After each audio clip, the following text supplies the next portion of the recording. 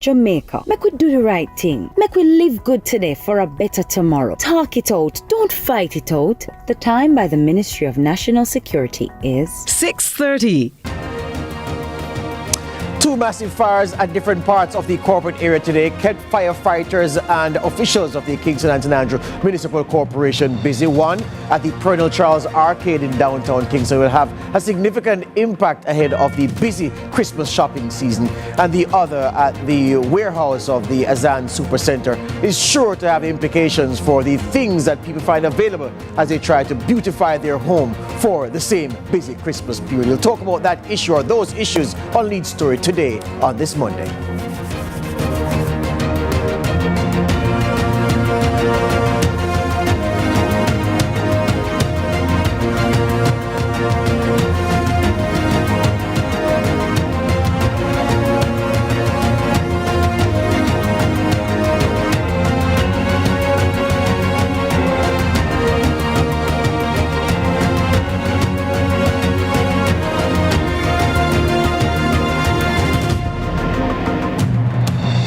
Welcome to Lead Story on this Monday. So two fires, as I noted, burning in the corporate area. One of them, the blaze is still ongoing. That's at the warehouse of Azan Supercenter in Kingston on Ashenham Road, to be precise. And the other one earlier today reported at the Colonel Charles Arcade in downtown Kingston. In fact, the fires were so big. The Colonel Charles one caught the attention first because a couple of pictures that were taken from someone who was landing in the island at the time, and they saw this huge plume of smoke and they were wondering where it was coming from. It was going viral on social media, those images, and then a little investigation found that it was indeed the Colonel Charles Arcade that was burning. And then soon after we reported that, early this morning before 9 o'clock, then news came that the warehouse of Azan Supercenter was also burning. And it's so ironic that we've been having rains in the corporate area, heavy rain almost every day for the last 6 weeks. And today, when those two places caught fire, no rain to help the firefighters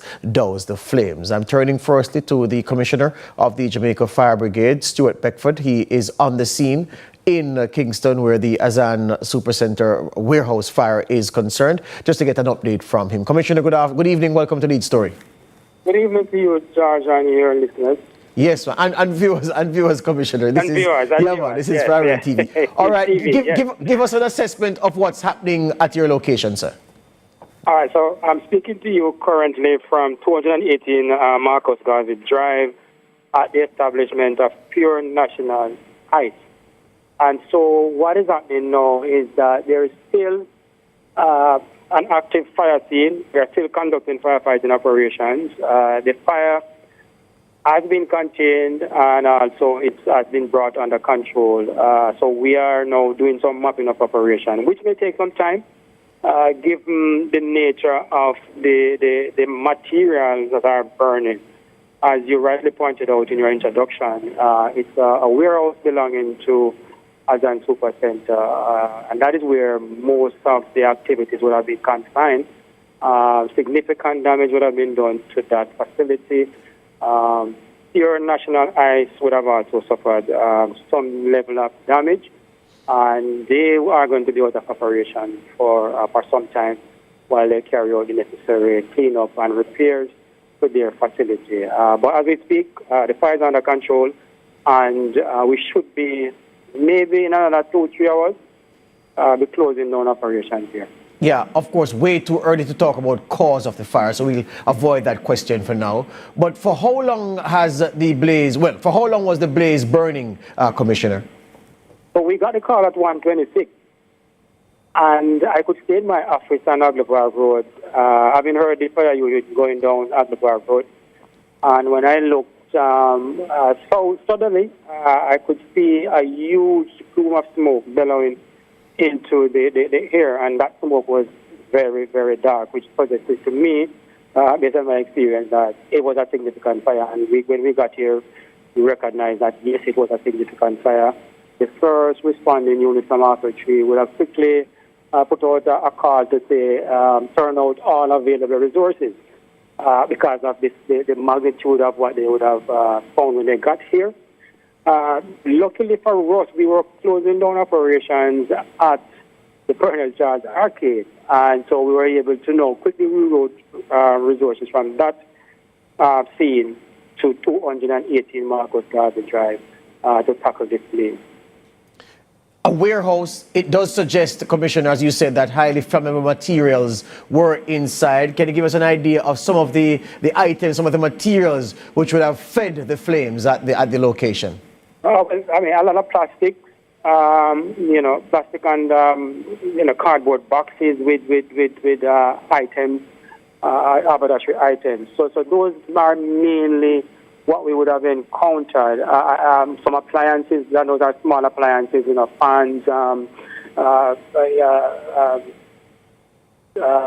but the thing that you heat stuff in, not pressure cooker. Microwave. Yes. Yes, a lot of those small appliances would have been stored in that area. So that would have presented a significant challenge in terms of the fumes coming off those, because they're highly toxic, and we had to go in on the air.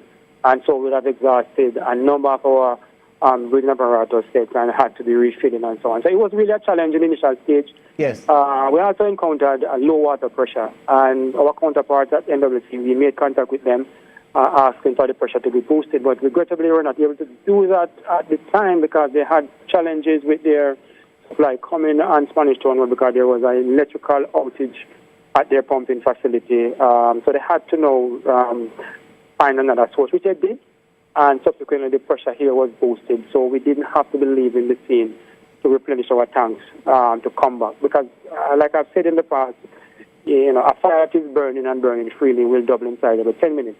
And one of the disadvantages is having to leave a fire scene to go refill your tank to come back. You are basically losing that fire, to a degree. Yeah. But thankfully, they were able to boost the pressure, and so we had a steady supply of water. That would have helped significantly in assisting us in bringing the fire under control. Hold it for me there, Commissioner. I know that you're on the job, but I want to take a quick break and come right back to ask you about Pernell Charles. This is Lead Story here on CVM TV.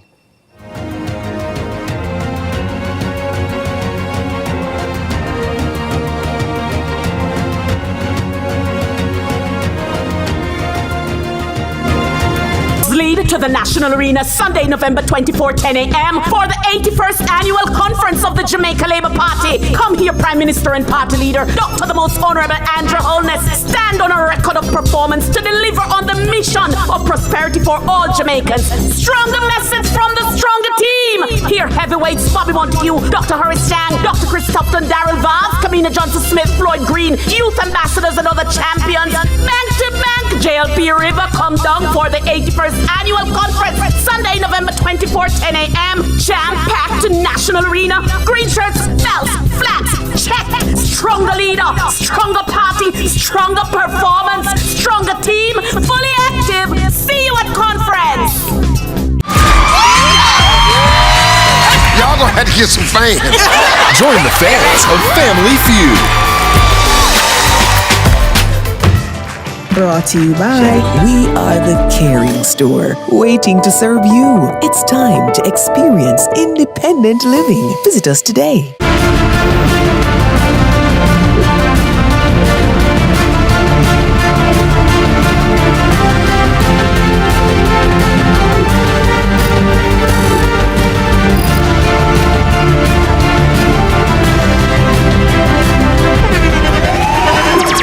The internationally acclaimed On Stage with Winfred Williams. At a new time, Saturdays at 8 p.m. on CVM TV. So much more than entertainment.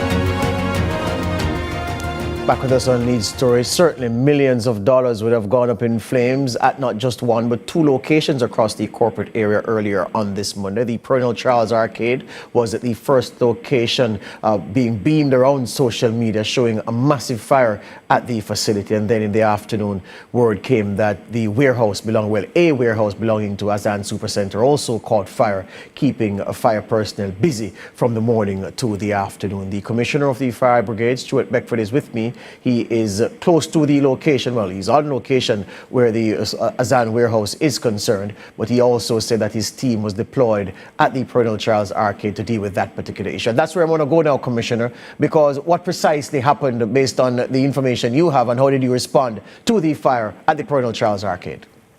So we got the call for Perennial Charles Arcade at about 7 or 8 this morning, and we initially turned out 2 units, which is our response protocol for fires occurring in arcades and markets.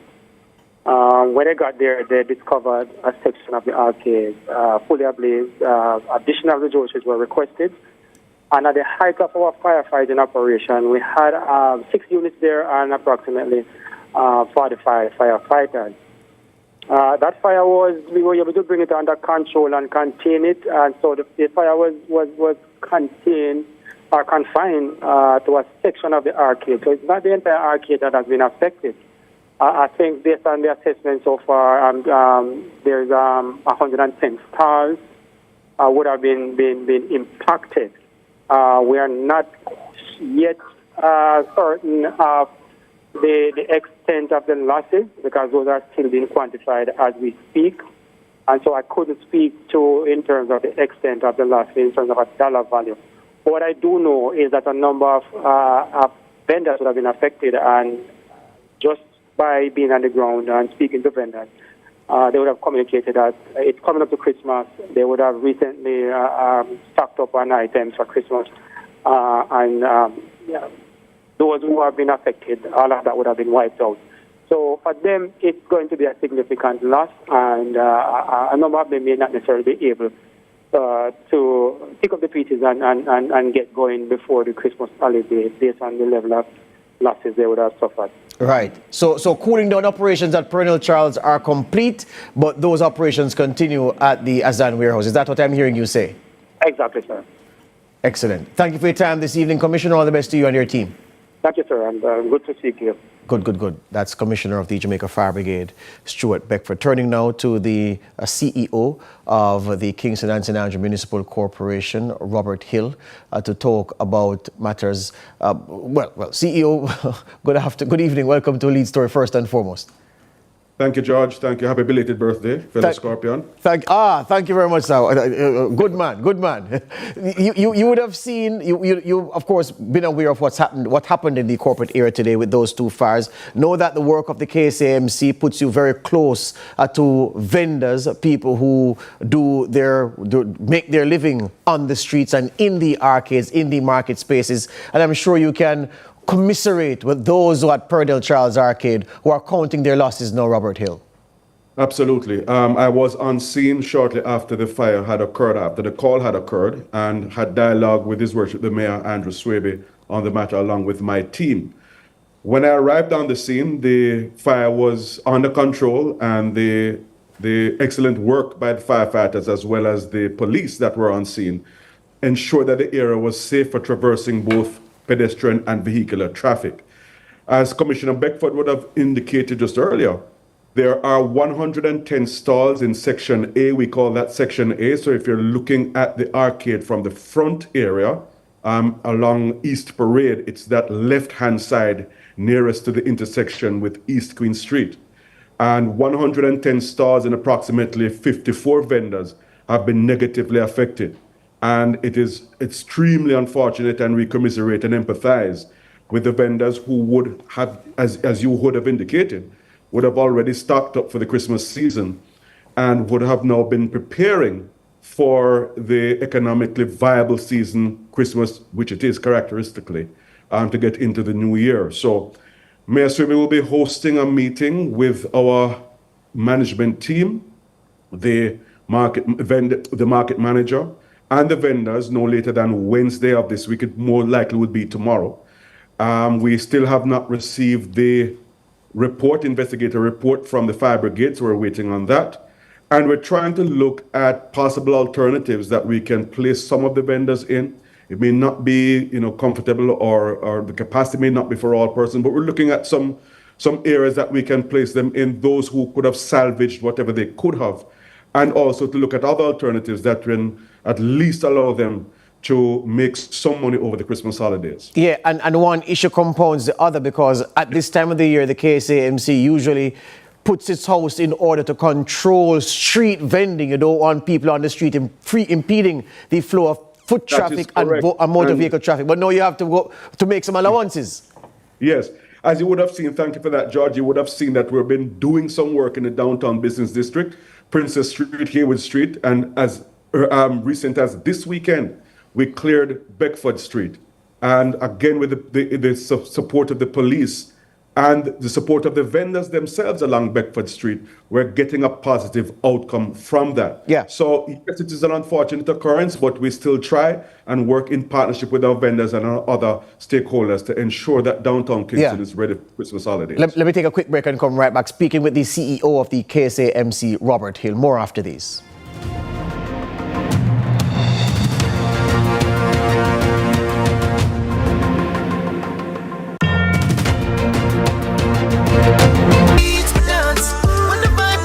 The time by Grace. Taste that moves you is 6:45.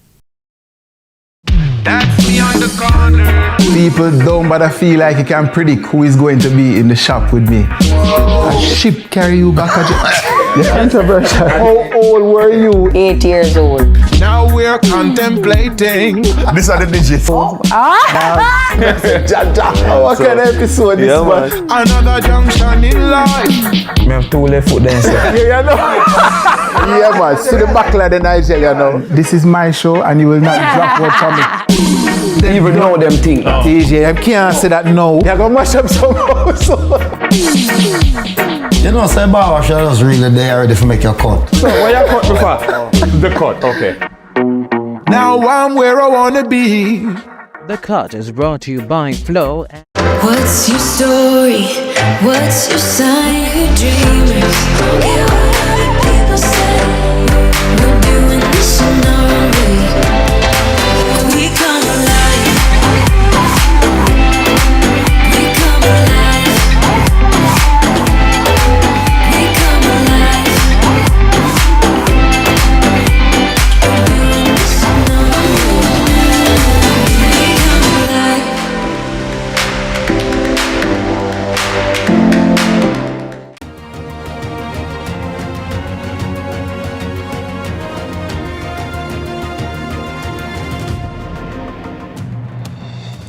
Dozens of vendors, let's put it at that, perhaps even scores, affected by a fire at the Pernell Charles Arcade in downtown Kingston. The fire damaging stores in Sector A. According to the CEO of the KSAMC, Robert Hill, the damage is still being totted up, but already you can see the problems that have been created for those who've lost goods in the fire, those who've lost the space, the use of the space in which they do their trade. And then the KSAMC now will have the difficult task of trying to find somewhere to accommodate those who can get stock to go again, and everybody would want to capitalize. This is the bonanza period of the year, so to speak, the Christmas period. And so even if you're hurting from the losses that you would have suffered today, if you're one of those victims, you would see the opportunity to start getting back on your feet by capitalizing on the sales this holiday season. The KSAMC will now have to find a space to relocate them while keeping order in the city. And you're going to complain about the traffic on the road and the vendors on the sidewalks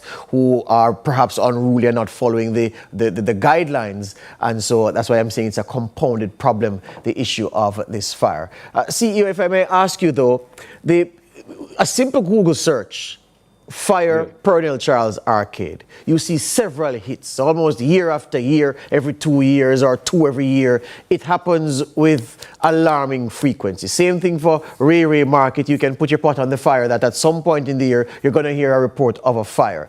These things are troubling. These things leave you to wonder about what the KSAMC may have found so far, where a pattern behind these fires is concerned, if at all a pattern is emerging from the rubble.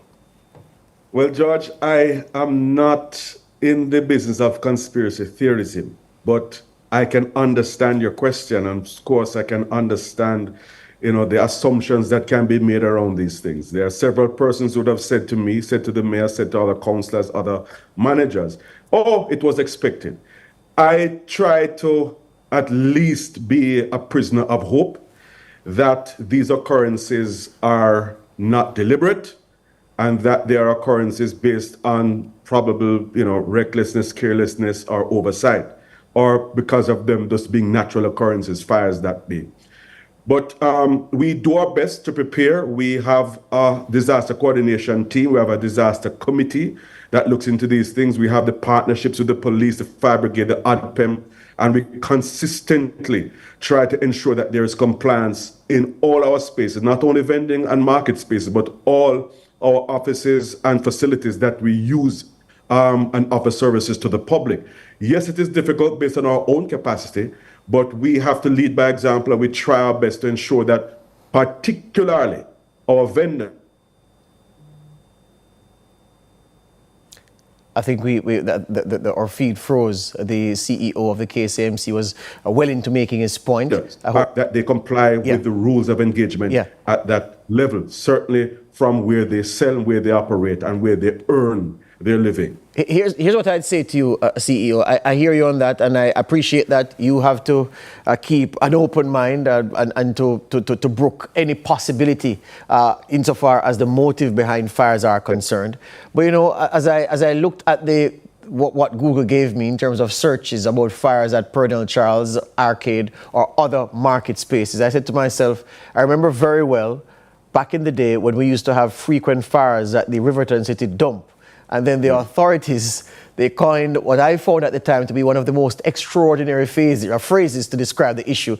They said, well, it's a case of spontaneous combustion because of the various materials that are there and the effect of the sun and everything else, and it just spontaneously combusts, and that's how we have these fires. When we in the know knew that there were other factors at play, and I'm not saying that that necessarily is the case where the market fires are concerned, a CEO, but you would understand a public highly skeptical. I know you're a man with your finger on the pulse of what is happening on traditional and social media. And if you just look under any one of the news houses and their story about the fire at the Pernell Charles Arcade, you can see several people cottoning on to the same thing, that the frequency is far too regular for it to just be circumstances that cause the fires to break out. Understandable. And whereas I have to rely on the facts, just like you have to rely on the facts. And on presentation of those facts, based on investigations that would have been done, that is how we have to respond. We have a community, we have an investment of vendors, we have an investment in the structures we provide to ensure that they are safe. We consistently emphasize the need for safety, for pertinence, for attention, and for observation.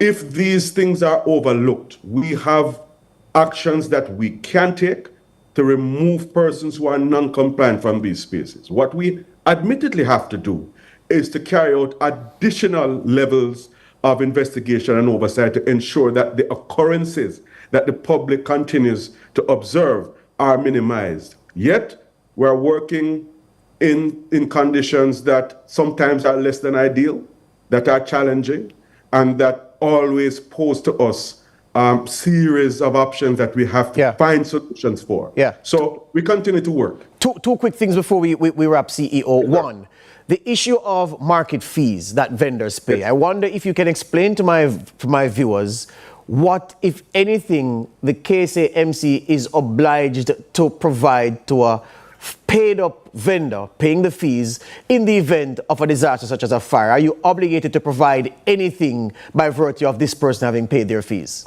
Okay, fine. The fees that are paid are nominal fees for the provision of spaces in our arcades and markets. I must tell you that the KCMC is only responsible by way of our insurance coverage for the structure and not for the contents. So we provide a structure for them to operate from, but we do not provide cover for contents, right? So that is where we are. That's the unfortunate thing, and that we continue to empathize and commiserate with our vendors.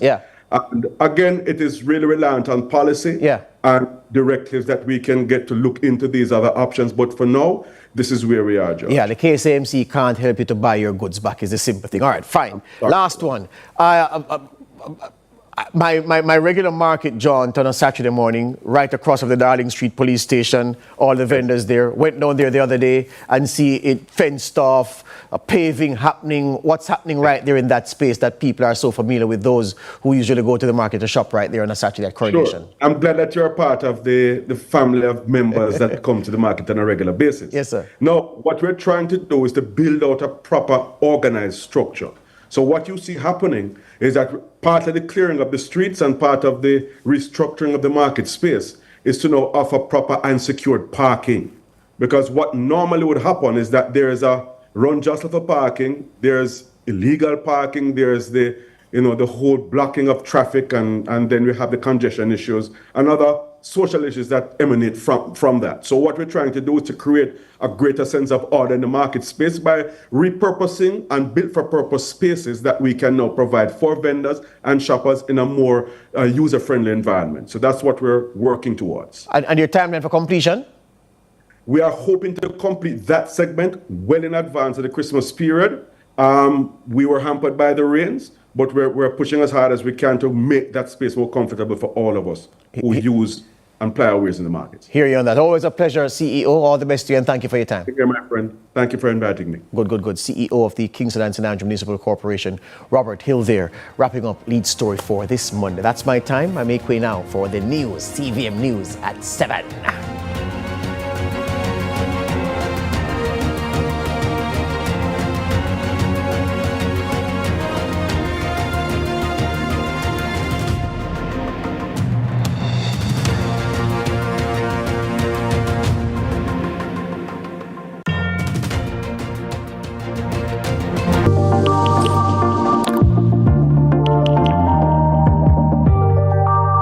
No more fear of missing out. CVM TV News is on YouTube. Get up-to-date news, sports, and business content at CVM TV News anytime, anywhere. Subscribe now to CVM TV News to see it happen.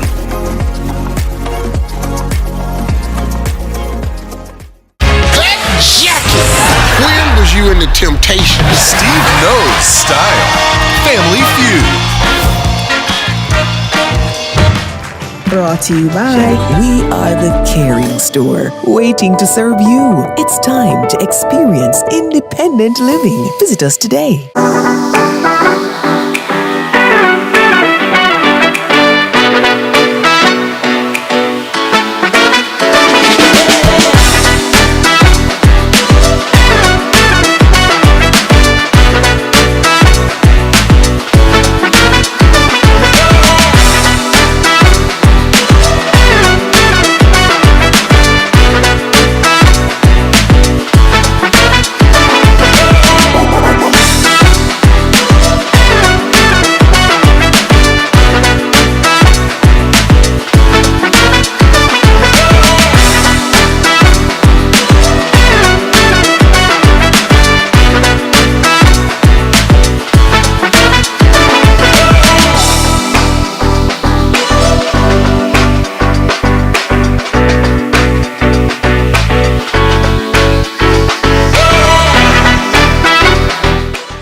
This week on Central Expressions. Today we're business goals happen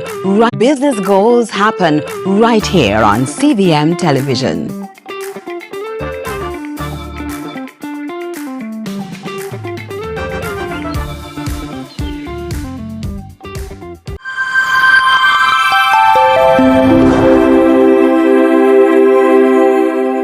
Small business owners and independent contractors get affordable insurance with Sagicor Pro Shield. The time by Sagicor Life is 7 o'clock.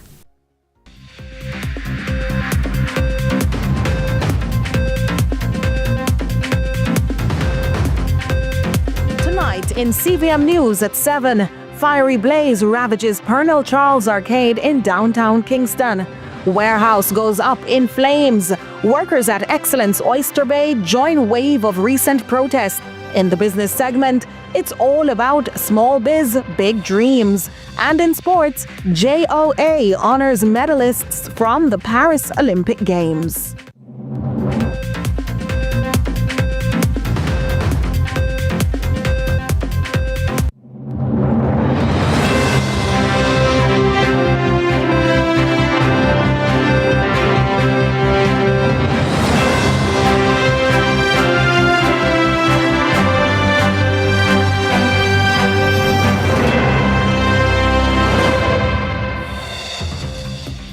From Kingston, Jamaica, this is CVM News at 7 for Monday, November 18, 2024. Thanks for having joined us. I'm Nika Lewis.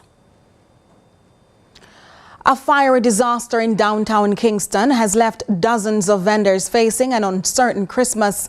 The blaze erupted early Monday morning, devastating a key commercial hub.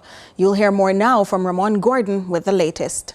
Christmas will be a little less cheerful this year for at least 54 vendors who sell their wares at the infamous Pernal Charles Arcade in downtown Kingston.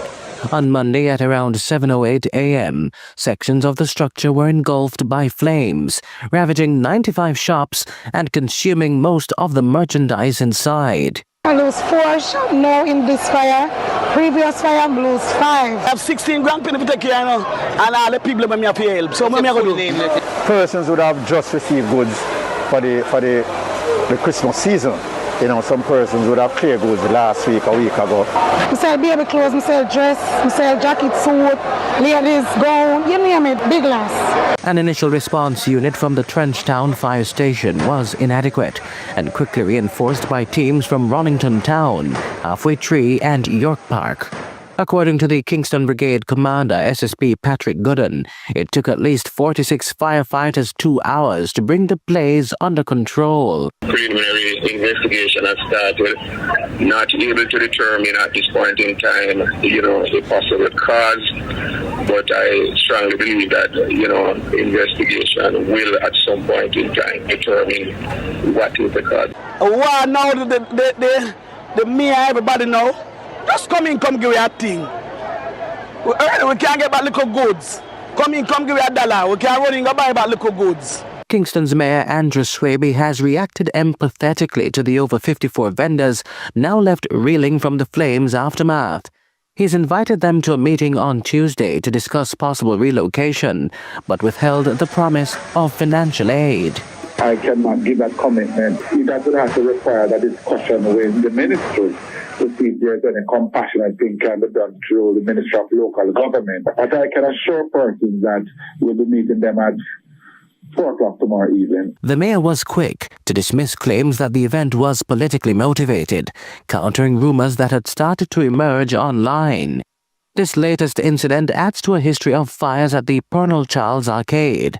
Previous fires in 2005 and 2012 caused significant damage to the facility, raising long-standing concerns about safety in the area. I told this. You understand? You hear me say when I come and see fire, stick pan up out there. Fire me see, me no know nothing here. Ramon Gordon for CVM News. And the heat maintained into the afternoon when a warehouse reportedly connected to the Azan's Supercenter went up in flames. Quick on the scene was our reporter Adrian Williams, who will tell us more in just a moment. In other news now, controversy surrounds a newly constructed fast food restaurant in Christiana, Manchester, as questions arise about its compliance with building regulations. The dispute has drawn responses from both local officials and those behind the project. Shante McNeil has the details.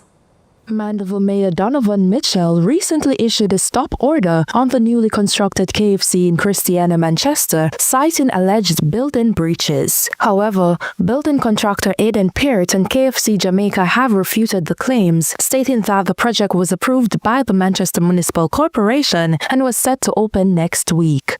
The problem that they have with the structure itself, we're rectifying that problem because it's still in construction process. And the area that the franchise that's supposed to be opening next week, that area was approved and passed, So the issues with the notice that has been served, I don't think that is in contrary with that franchise that's supposed to be open next week. Peart says he believes he's been victimized and his political alignment at the center of the stop order. Well, politically since the start of the year, I think this is the third attempt. So I would have to say I've been victimized since some start, but it's the third attempt. And some projects that I've been doing, I do an entertainment thing with the color splash, right? And we have some issues with the last one, which was resolved. And I think going forward, it's just me making my political decision affecting some of my projects and jobs that I've been doing. Shante McNeil for CVM News. Another wave of protests has hit the local tourism sector, with employees voicing concerns over pay and working conditions. The latest demonstration happened in Trelawney, drawing attention from national leaders. Again, here is Shante McNeil. For the fourth time this month, hotel workers took to the streets over low wages, this time at Excellent Oyster Bay in Trelawney. Similar protests erupted last week at Ibero Star, Secrets, and Breathless Resorts in Montego Bay, as well as last month at Royalton in Negril. Frustrated and at their breaking point, workers from Excellence Oyster Bay voiced their grievances. The money needs to come in every day, and new rules implement, workload get heavier, and the money not there to back it. It's just more work and more work. I am a bar server and I'm doing so many things outside of my contract that has nothing to do with the bar. You have to spend money out of your own pocket to get health care. If you got dentist, miss one time for ear care. You use it once, you can't use it twice. You can't use it again. And every fortnight, then take your money out of your money. So where money I go? We have to be signing contracts. They only give us 3 months. And then for the 3 months, they keep, when this 3 months end, they extend you right to a year. And then send you on contract break. They're not letting it reach the year, because if it reach the year, you have to get staff. And they're not issuing out any staff. We work 10 hours overtime, we get in 2, 3, 4, and they're telling us that they can't pay us for all of the overtime. Meanwhile, Prime Minister Andrew Holness addressed the issue at the Portland Constituency Conference last night, acknowledging the workers' concerns and calling on the Tourism Ministry to take action. So, Minister Bartlett has been tasked to bring the sector together, to have real dialogue about how we're going to ensure that our workers in the tourism industry, that they are happy. There are many issues there. It's not just about pay. Sometimes, in fact, most times, it is about the conditions under which they work. However, Holness also accused some individuals of exploiting the protest for political gain. There are those who want to take political advantage of the grievances and are fueling industrial action for political point scoring so that they can get political power. I want you to stop and consider that those people who are behind the scenes agitating for political reasons, when they had the political power, they couldn't grow the tourism industry. For CVM News, I'm Shante McNeil. South Trelawney farmers are raising the alarm about the breakdown of farm roads in the constituency. Their concerns range from not just difficult transportation, but alleged lack of representation. The government had committed some $26 million to farm road rehabilitation, but weather conditions have slowed progress. Courtney Lewis has more. The farmers of southern Trelawney are raising concern again for the state of their roads, some filled with potholes, others simply reduced to single-lane traffic due to breakaways. Residents claim too often they are neglected by political representatives. The road is very, very bad. Right now, to tell you the truth, I pull the arm stick, and right now sometimes I don't even want to come over here because the road is very, very bad, you know. And every councillor come, they're going to just drive through. After they win, we don't see them again. It's the main piece of road in South Trelawney, where thousands of pounds of yam come out daily on a daily basis. And the farmers need the road to fix. Independent MP candidate for the Southern Trelawney constituency, Lloyd Mozzie Gillings, also voiced his concerns, saying the conditions have persisted for years, often hindering farmers from transporting their produce. As you can see, when I was a sitting councillor, I did a little work on the road, and since that, nothing has been done. I think that was roughly about 10 years ago. Now they are on a path to get answers about constituency development. And we need the MP, the Prime Minister, to tell me where the South Trelawney constituency development fund go. Somebody needs to give me an answer. Despite millions invested in farm road rehabilitation, recent weather events have snagged efforts by the GOJ. The estimated cost of road repairs stands at about $382 million, affecting 191 farm roads, which are critical to transporting goods and farms to market. We've asked the RADA team to stay out in the field before we outline a comprehensive program of response to see what other damage is caused by these systems that are still out there. The minister was speaking in Parliament on Tuesday,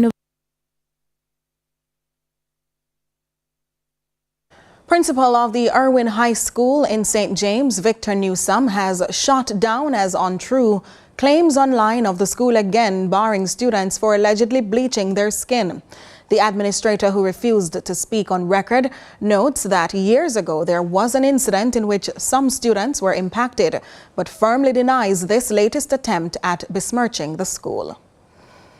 With this, we take a quick break, but there's lots more to come in just a moment.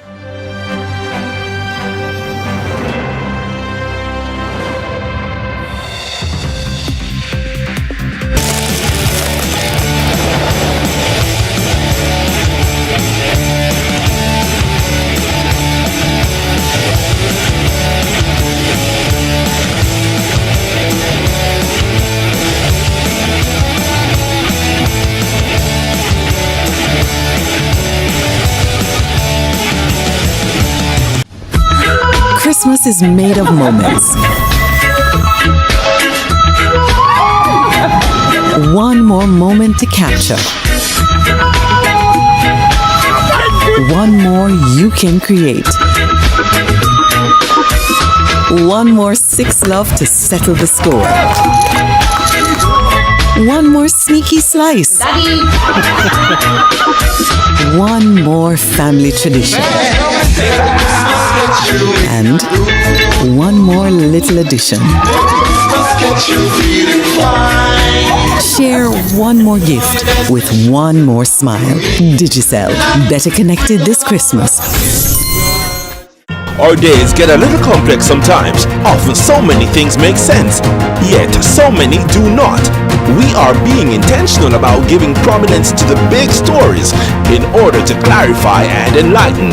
Lead Story explains who, what, when, where, why, and how.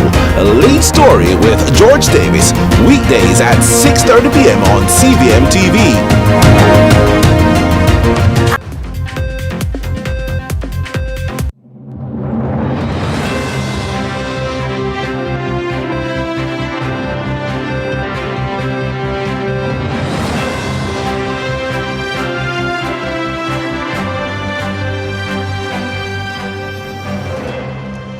Welcome back. Well, one of Jamaica's longest-serving parliamentarians has announced the end of an era, making way for new leadership in Manchester North East. But as his successor steps into the spotlight, there's already talk of competition for the coveted seat. Ramon Gordon has that story.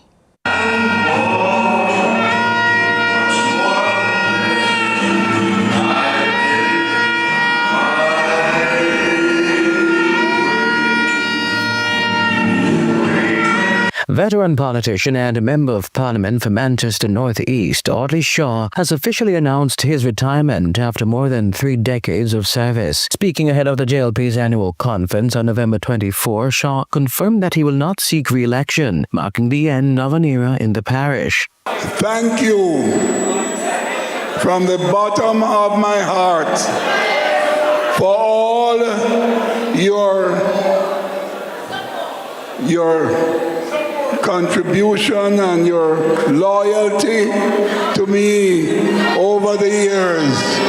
Shaw is the longest-serving MP in Manchester, 31 years. Transitioning into politics in 1989, Shaw was appointed to the Senate by then-leader of the opposition Edward Seaga. In 1993, he was elected Member of Parliament for Manchester North Eastern. Attention now shifts to Shaw's apparent successor, Craighead Division Councillor Omar Miller, who he endorsed on Sunday. I support Omar to take over from me.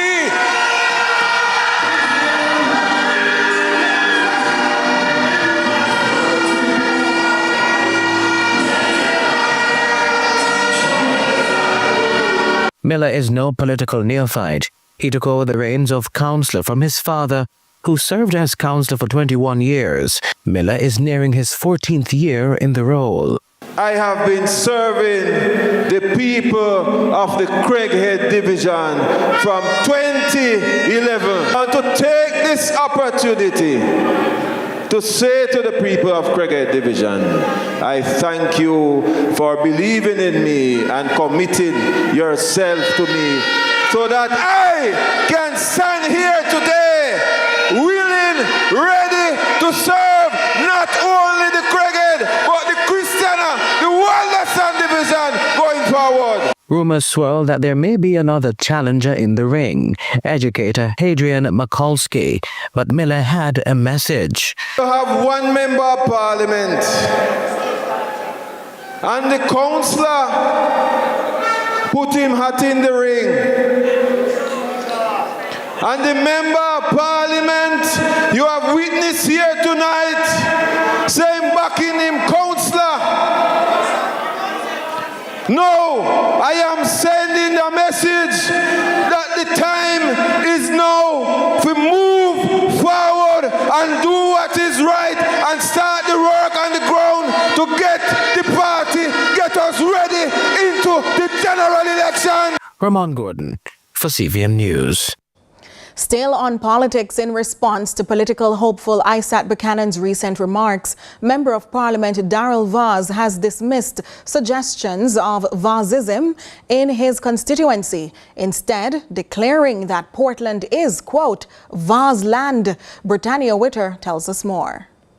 Member of Parliament for West Portland, Darrell Vaz, has responded to recent comments made by political hopeful Isaac Buchanan, asserting that his strong connection with his constituents is not a product of Vazism, as suggested by Buchanan, but rather what he calls Vazland. Speaking at a recent East Portland conference, Vaz, who has represented the West Portland constituency for over a decade, said his and his wife's success and popularity among the people of the parish stems from their deep personal bond with the community and their unwavering commitment to its development. A Vazland,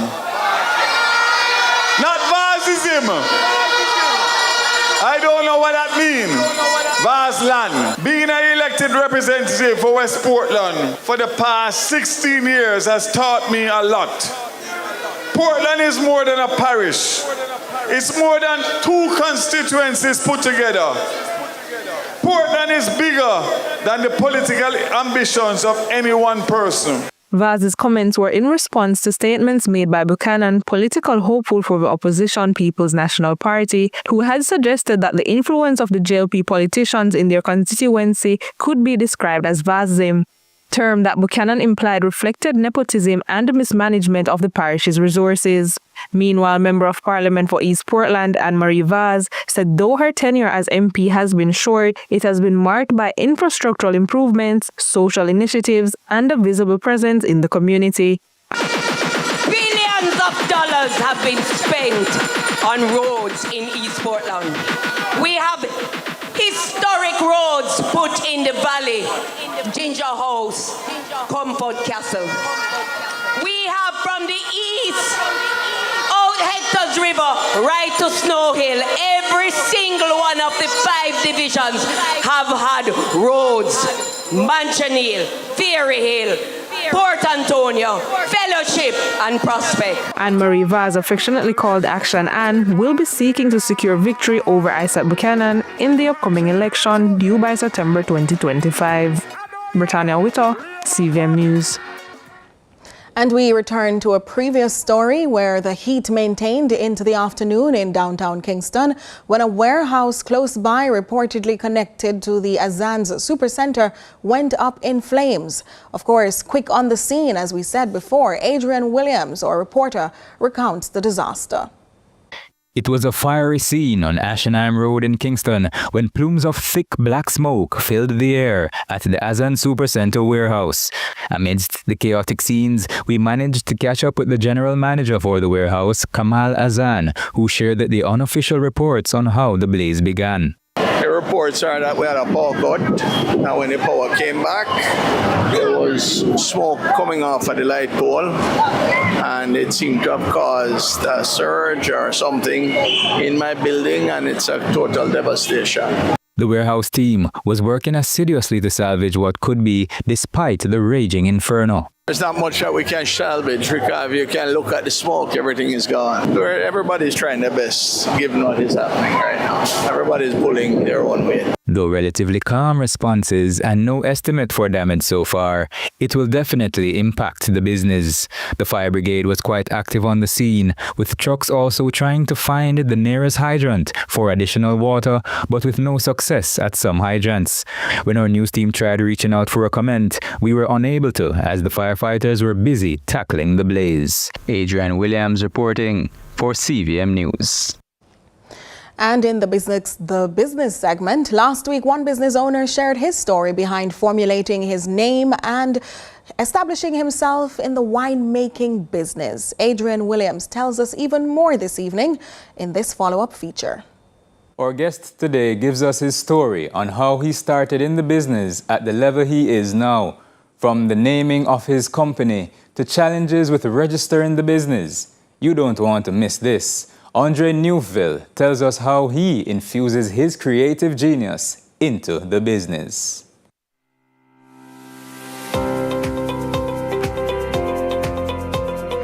In part 2 of Andre Newville's story, he tells us more about the inception of the flavors and some challenges he faced when registering fruits of orchid wines. So Andre, that was a good move, to push and register the business. So how did this start now? So we have a number of flavors here, which we'll soon be zeroing into. But what was your first flavor and what was the reception like? Well, my first flavor was Ribena wine. Many persons wouldn't know the name as Java Plum, but most Jamaicans know it as Ribena. When I started with this flavor, I started with, I practically made it from scratch. I started out with making a dozen of it. I gave away a few of them. The thing about it is that I don't really go to persons who know me like that. Because sometimes you have something doing. A person may know you and they may not want to give you the natural or true response. So it's total strange. The reception from there was quite encouraging, leaving him with a world of confidence to go further. That sort of reception that I got, it even sparked me to go into other flavors. Yeah, so from there, everything just take time, materialize and everything. So I just delve into other fruits that many people know, or maybe thought of but never knew you could make wine. Right. Yeah, so I just practically everything started. Additionally, Newville explains that his journey has brought him in touch with development assistance agencies such as the Scientific Research Council, SRC, and the Jamaica Business Development Corporation, JBDC. Just like many small businesses out there, I'm assuming you have challenges. We see some nicely bottled wines here.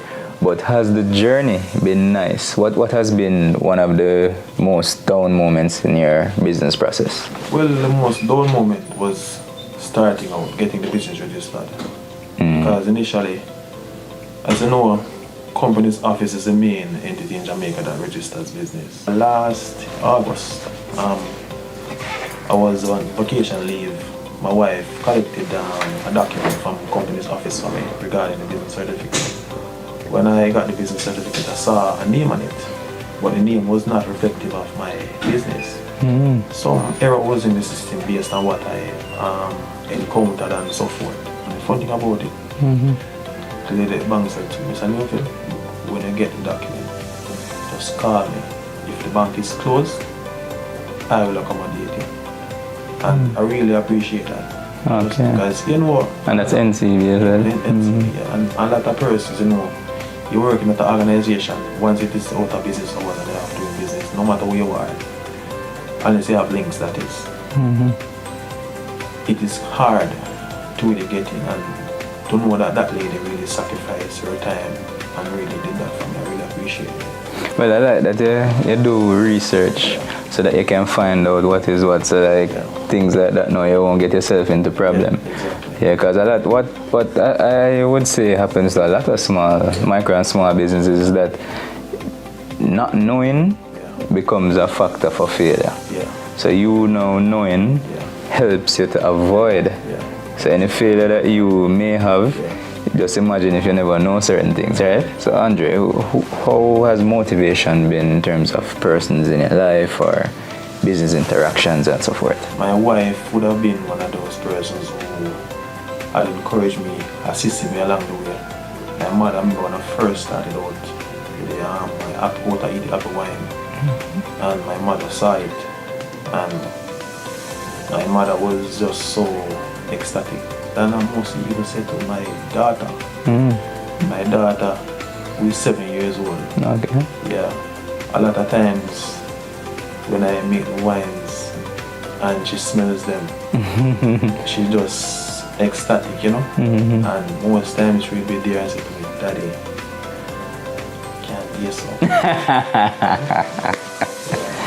Yeah, but we know how that goes. We know the response there. So the smell is as close as she will get. But I mean, she can approve the smell for you, basically. Yes, yeah, man. Well, that was a savory episode right here on CVM TV. Thanks for tuning in to Small Biz, Big Dreams. Dream big.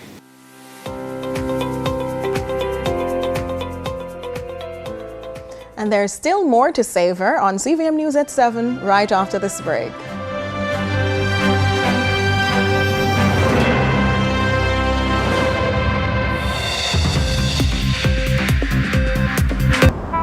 That's it, we're closed. I am so sorry, we only have 3 parties left.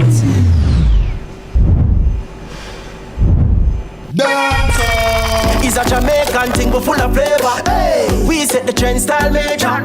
Juicy patty, happy savor. You know the party nice when we do the juicy patty bones. Patty bones, patty bones, watch your bones, watch your bones. Hot patty, watch your steam. Juicy patty bones, patty bones, patty bones, watch your bones, watch your bones. Juicy patty, ready for we go. From food I keep in our party. Juicy patty, have something for everybody. So patty for nice. Patty bones, watch your bones, watch your bones. Hot patty, watch your steam. Juicy patty bones. Grab your family and do the juicy patty bones. Win a barrel of things, valued at over $400,000 with Digicel. When you gift your loved ones a 7-day plan for just $1,100 in My Digicel, share one more gift, one more moment, one more smile.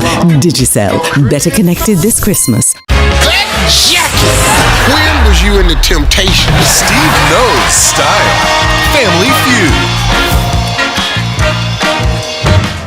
Brought to you by We Are the Caring Store, waiting to serve you. It's time to experience independent living. Visit us today. What's your story? What's your sign? We're dreamers. Don't care what other people say. We're doing this in our own way. We come alive.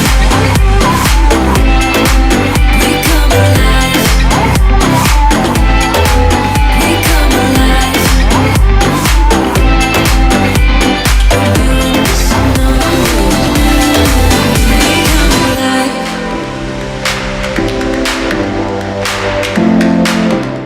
KFC's popcorn chicken, now available in barbecue. KFC, it's finger licking good. The time by KFC is 7:30.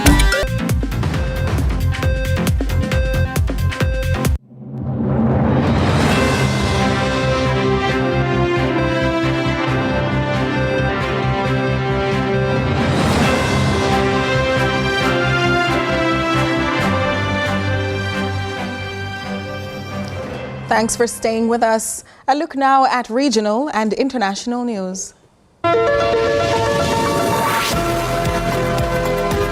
We begin with news in the region. In Cuba, the government has urged to redouble efforts to speed up housing reconstruction following damage caused by hurricanes Oscar and Rafael, and by November 10th, earthquakes in the eastern region. Here's more from Telesur. Cuban President Miguel Díaz-Canel toured the affected areas to meet with the locals and to assess progress made in recovery efforts. At a meeting of the National Defense Council, the Cuban president urged for an accelerated pace in housing reconstruction as vital services such as electricity and water and communications are restored. There are already brigades inspecting the houses and evaluating the extent of the damages to determine what kind of repairs are needed.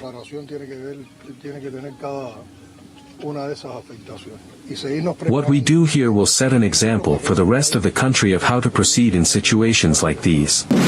In Trinidad and Tobago, there will be no devaluation of the TT dollar. That was the strong sentiment from Prime Minister Dr. Keith Rowley in response to a question in the Parliament about the challenges surrounding the availability and distribution of foreign exchange.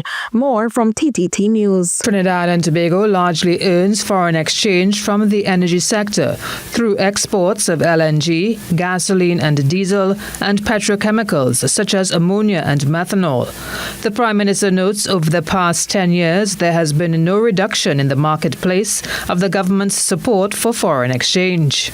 The amount of foreign exchange available in the banking system, Madam Speaker, in 2023 to 2024 is about the same available in 2014. That is approximately $7 billion. He laments rather there's a misalignment between the appetite to spend foreign exchange and the ability to earn foreign exchange. Of this total, the government directly injects $2.5 billion per year. That's the system that we operate. With the remaining $4.5 billion acquired by the banks directly from the United States dollar-earning clients. And in international news, it appears that North Korean troops will enter combat against Ukraine in the coming days. So says U.S. Defense Secretary Lloyd Austin. The U.S. will allow Ukraine to use the missiles to hold on to the small chunk of Russian territory it occupies in Kursk, reportedly making the decision after the Kremlin allowed North Korean troops to fight there. Details now from the BBC. Here in this council, 1,000 days into Putin's full-scale invasion, the UK is keeping the spotlight on Ukraine, not just for the security of the Ukrainian people or just for Europe's security, but for something much more fundamental, which every UN member should care about: the right to be a sovereign, independent country, free to choose its future, protect its borders, and stand up to aggression.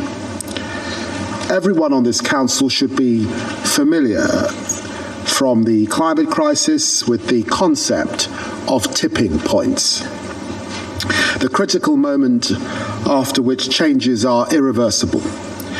These exist in geopolitics as they do in science. And unless Putin fails, I believe we face one over Ukraine. Unless